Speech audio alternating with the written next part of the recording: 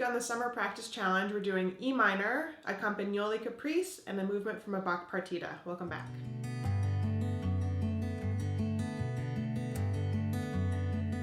Welcome to the studio. My name is Cassie and I'm a professional violist and teaching artist. So this week on our Summer Practice Challenge, we're going to start with an E minor scale. We have been doing major scales, but I think E minor is just a little bit more of a useful key for us. We do play lots of pieces in E minor, but less pieces in E major. So for the E minor scale, we're going to do the same format that we have been doing. First it's 2 beats per bow, then 2 notes per bow, then 4 notes per bow, and then we'll do just the minor arpeggio.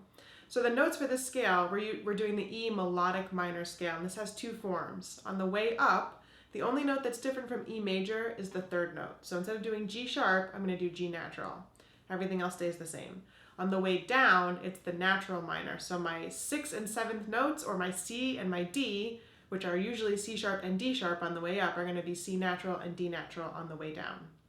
So I'm going to set my metronome to 60, and we're going to play it together. I'll call it the notes the first time through, and then it's just the same notes with a different rhythm after that. So 2 beats per bow starting on low E, and just 2 octaves. Ready, go. F sharp, G, A, B, C sharp, D sharp, E, F sharp, G, A, B, C sharp, D sharp, E, back down, D natural, C natural, B, A, G, F sharp, E, D natural, C natural, B, A, G,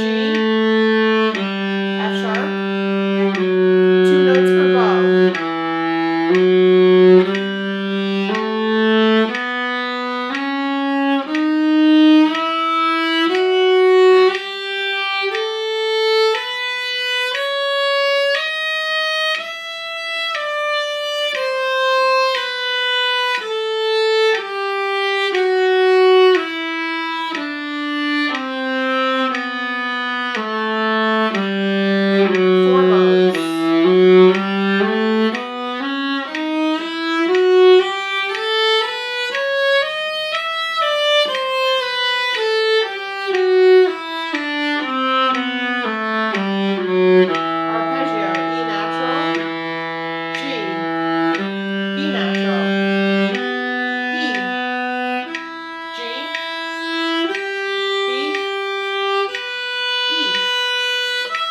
Down to B, G, E, B, G, E. Now that we're warmed up on our scale, we're going to move over to our etude, which is from the Campagnoli Book of Caprices. And this is number 17, which is the theme and variations. And we're going to work on variation 2. You're always welcome to work on more of the etude. I think this one's really applicable to the piece that we're going to do, so that's why I chose to do this variation. So we're going to talk through a few practice methods first, then we'll do our slow and our at-tempo playthrough. So right from the very beginning, I'm going to advocate that you're practicing double stops to help your hand frame. So to demonstrate, I'm going to set that first note, which is my 2, and I'm going to tune my 1 to that. Okay, that's a little bit out of tune. I'm going to fix that. Let me hit it again. Same idea here, double stop. I can check this through with my open G. Now my next 2 with the next first finger. With 3. 1 and 3. 1 and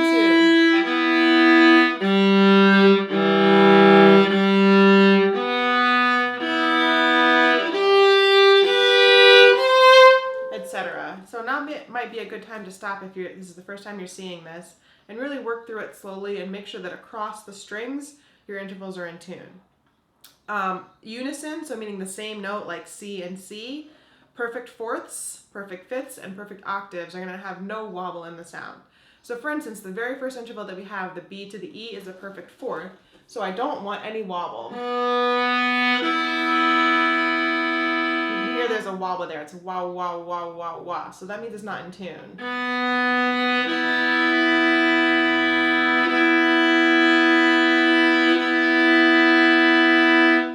Perfect fifths are like our open strings. So when you tune your open strings, we're listening for that no wobble in the sound. And then perfect octaves are like open D to third finger D.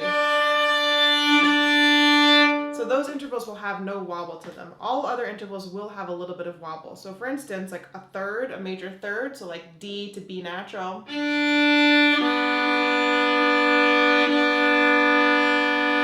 will have some wobble. It sounds under my ear like a helicopter's flying overhead. Digga, digga, digga, digga, digga, digga. So if it's super out of tune, you're going to hear more of those wobbles. It can also be really useful to use a tuner, and if you're playing against an open string, you're going to count the open string as correct and the fingered note as incorrect because it's human error, right? Like we tuned our strings with the tuner is correct. So you want to make sure that your fingered note is really in tune with your open string note, because we're not going to go changing our open strings just to accommodate our fingers. So that's practice method number 1. Next one I want you to do is, there's a lot of string crossings in this, and there's a lot of string crossings in our solo piece. So every single time I have a string crossing, I'm going to stop my bow and tell my elbow which way to go. So for instance, right from the beginning, I've got a drop, drop, lift, drop, drop, lift, drop, lift, lift, lift, drop, drop, drop, lift, drop, lift, drop, lift, etc. So don't go that fast, go a little bit slower, work your way through, and just make sure that your elbow is really cleanly changing you. The other thing you want to watch out for there is that you're not stopping on the old string. So when I say drop, I'm not waiting and then dropping, it's an immediate drop, lift, drop. So in other words, I'm stopping at the new string level and I'm not waiting. So I want to go through this really slowly. I want to talk through a few fingerings, and then we'll do a slow tempo playthrough and we'll do a fast tempo playthrough, and we're not going to do the repeats. So at the very beginning, I'm going to start up bow.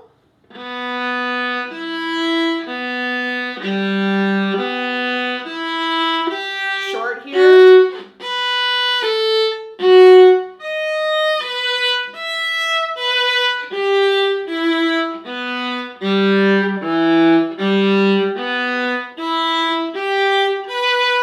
Vibrato and some bow speed to get these accents. Open A, fourth finger A. Here we're going to shift to half position. So my fingering is 3, 1, 3, low 2, low 4, low 2, then 3, 1, 3, 4, open, and then back to first position on the F sharp. Stay in first.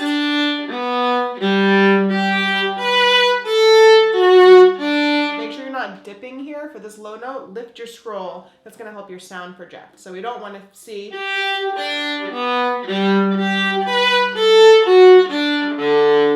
Make sure that you're combating that and lifting your scroll a little bit. So let's start in measure 5.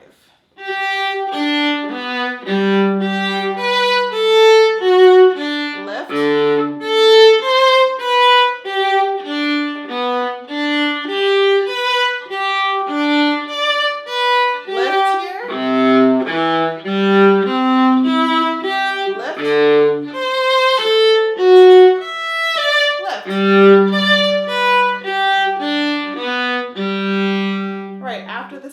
We're also going to start down bow, not up bow. So down here, and then short, slur,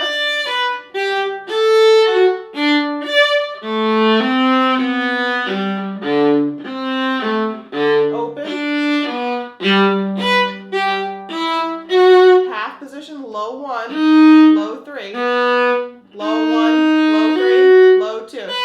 Now back to first position. position, half position, first position, low 2, low 3, low 1, 2, 3, 4, 2, 3. Then we're going to slur these two and open. So a lot of that was half position. So we're in half position, kind of sort of from like the beginning of measure 12. And then we're going to use that last note in measure 12, that open A, to shift back to first position.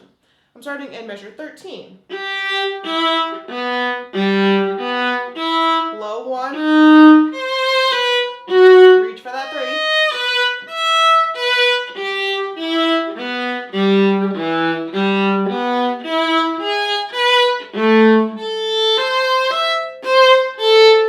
Now this is 1, 1, 3. Extend for the harmonic.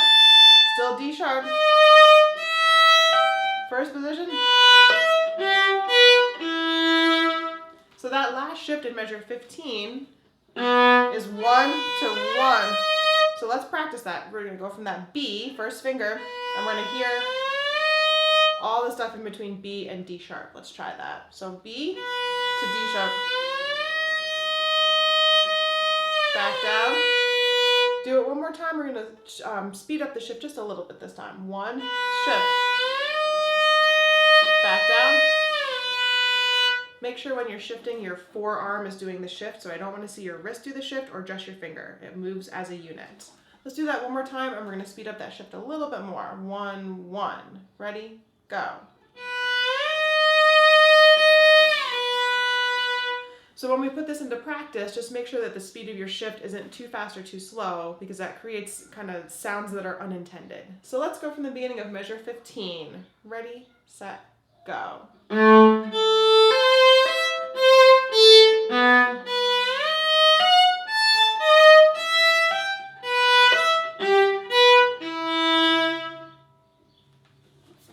Alright, I think we're ready for our slow playthrough. I'm going to set my metronome to 112, and this is the 16th note. So the first note that I have there is going to get 3 clicks, and then each click is a note. So let me demonstrate.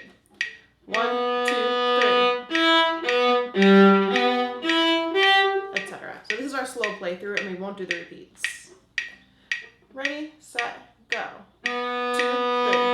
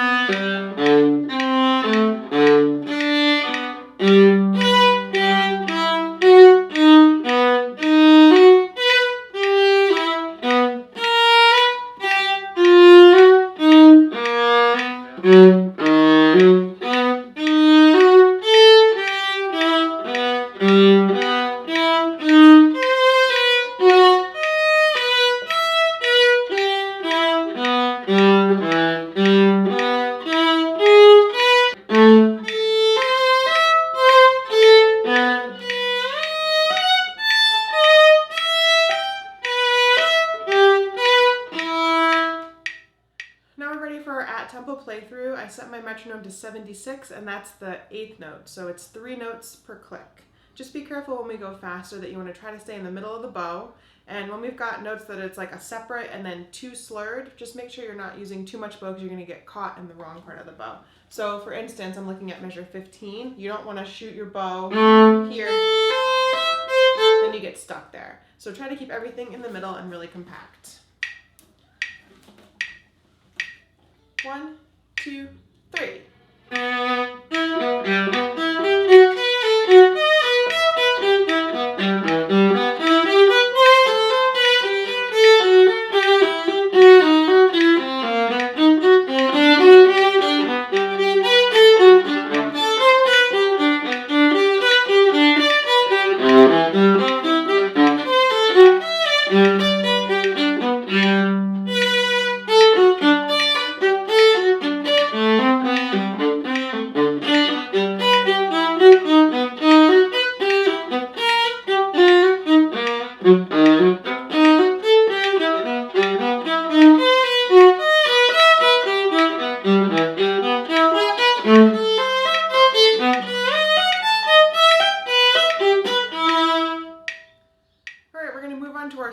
piece now. This is one of the double movements from the Partita number 1, BWV 1002.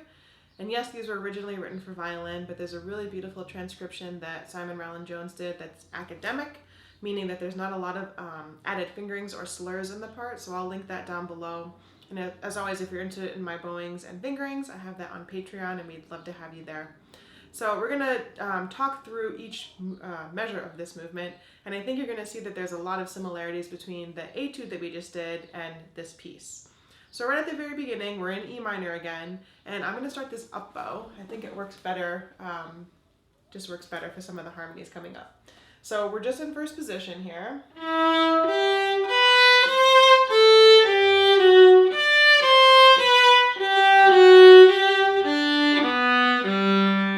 Break there. Now this movement on the paper kind of looks easy, it's just a bunch of eighth notes, right? But the challenge is for us to understand the underlying harmonies and phrase it so that it's not just us playing a bunch of boring eighth notes. Of course we can play it that way, but it's not going to be very musical. So I'm going to suggest a couple of phrase markings. So I put a comma or like an apostrophe to indicate that there's a phrase stop there, or I need to take a little bit of a breath. So from the beginning, we're in E minor, right?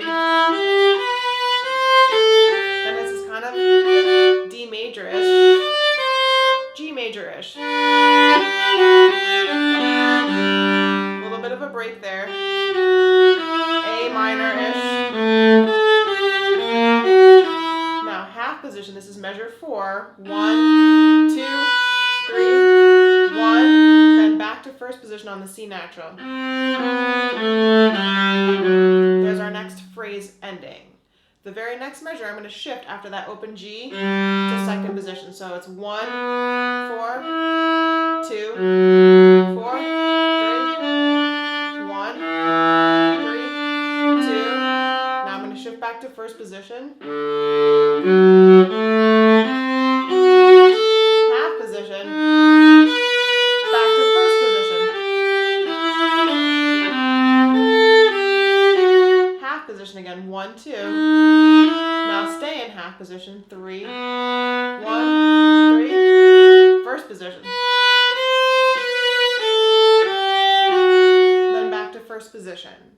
So I'm going to play through just the beginning phrase a little bit slowly so you can hear where those phrase markings fit in. And again, I want to give a little bit of shape or interest to each of those notes. So it's not a static.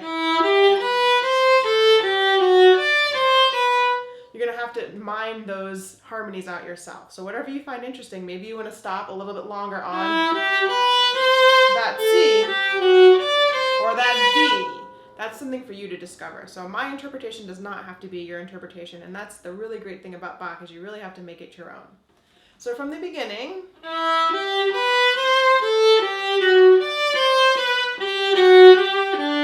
little break.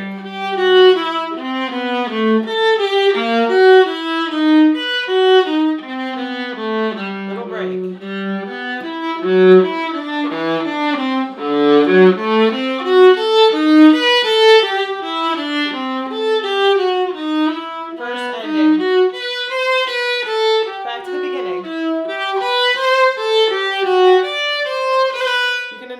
So an embellishment might be a turn, which is what I just did. 1, 2, 1.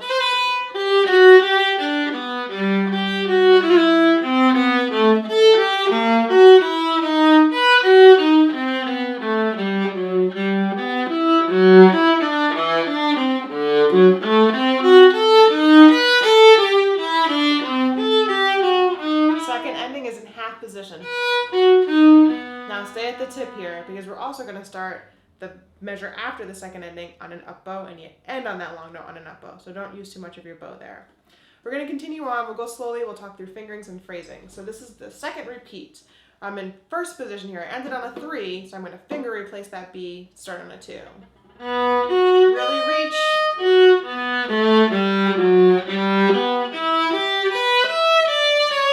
Little break here. This is a sequence. So you're going to find a lot in this piece that we have scales and arpeggios and sequences. So in measure 11, we're starting that up bow. This is the first. This is the second. This is the third. like a scale. If we look at the first and the third note of each group, so A, G, F sharp, B, G, C sharp, D. So a sequence is where Bach takes a melodic idea and he sequences it up or down. It's usually up by a half step or a step. So we're going to watch out for those sequences and really highlight them because they kind of add to the phrasing of the piece. So we're starting in measure 11. This is an up bow. I'm using a low 4 for that C sharp.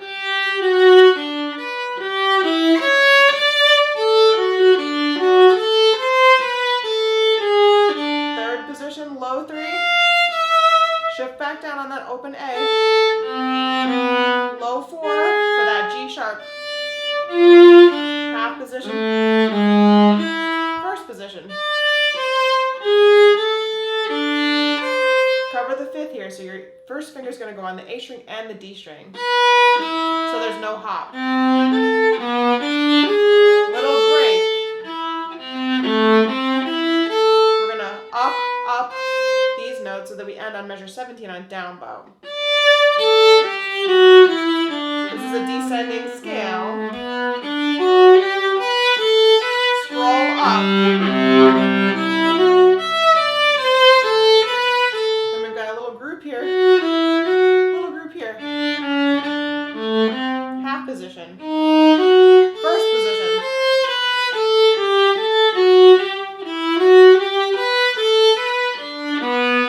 Cover the 5th here. Half position. 1, 3, 2. 4, 3, low 2. Open, low 4. Stay in half position. Open, 3, 2.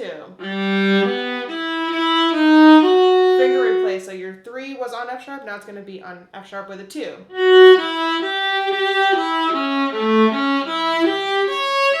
Little break. This is also sequence. Half position. 3, 1. 3, 1.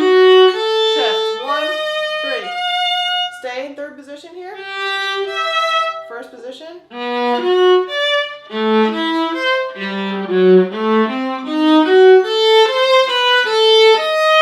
Half position.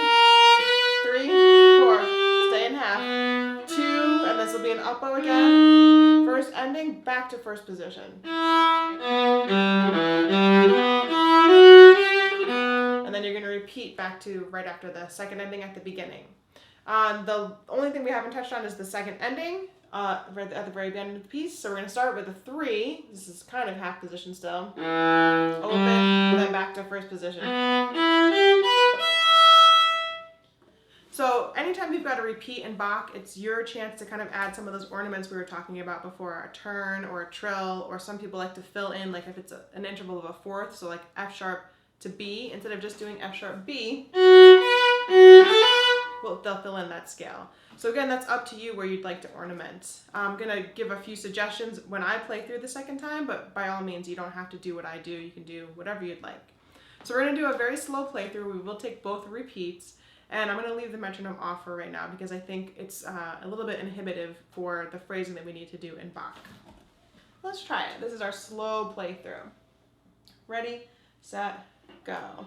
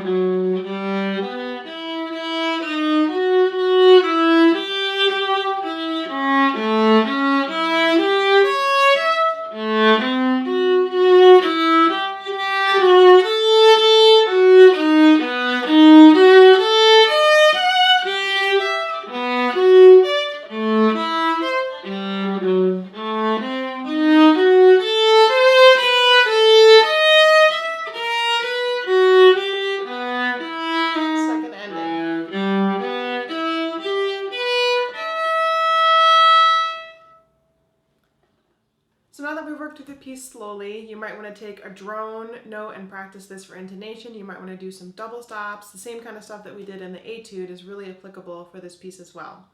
For the at-tempo playthrough, I'm also not going to use a metronome, but I'm aiming for 60. Bum, bum, bum, bum, bum, bum, bum, bum, bum, bum. So that's our goal tempo, but understanding that we still need to do our phrasing, because if I just played straight eighth notes, it sounds really, really boring.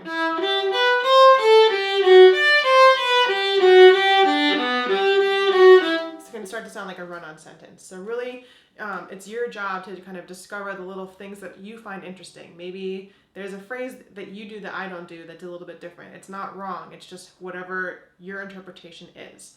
Now, what we haven't talked about is performance practice. Now, this is a way of playing and a way of thinking that takes into account the way that it would have been done in Bach's time, or the way that we think that it would have been done based on treatises that we have.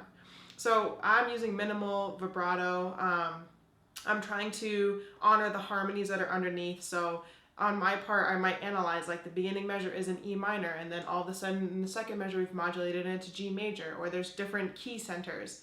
So that's something for you to unearth. I'm happy to make a video about how to kind of sit and analyze Bach, but let me know in the comments if that's interesting to you or not. So we're going to do our at-tempo playthrough, and remember, the ornamentation that I do and the phrasing that I do might be different from you, and that's okay. I'll count to 3. 1, 2, 3, 2, 2, 3, 3, 2, 3.